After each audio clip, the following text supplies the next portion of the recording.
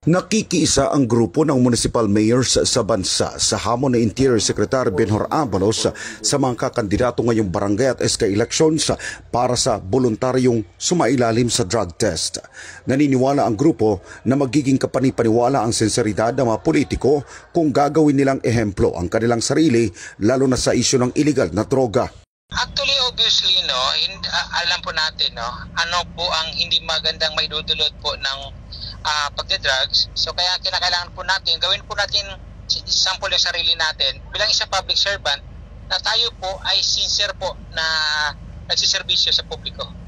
Sa katunayan, pabor rin ang alkalde na gawing mandatoryo ang drug test sa mga politiko, hindi lang sa lokal na halalan kundi maging sa national level. Although it is not mandatory, but as much as possible, kung maaari lang sana, para maipakita po natin na sincere po tayo sa ginagawa natin bilang isang public servant. So gawin po natin kung ano pong narapat na dapat natin gawin. Tulad po ng pagkakaroon, gawin natin mandatory yung testing, drug testing po, para maipakita po natin as I said, na genuine tayo, sincere po tayo na magserbisyo sa publiko.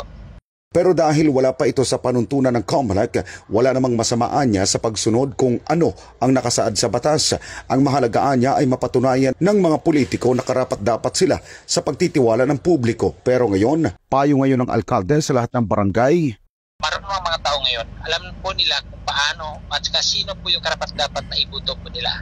Aside pa po yung sa mga payo na galing po sa mga higher authorities at saka yung mas nakakaalam na kung sino po yung karapat-dapat na ibuto ng mga tao. Para sa Diyos at sa Pilipinas kung mahal, nag-uulat Paul Montibon, SMNI News.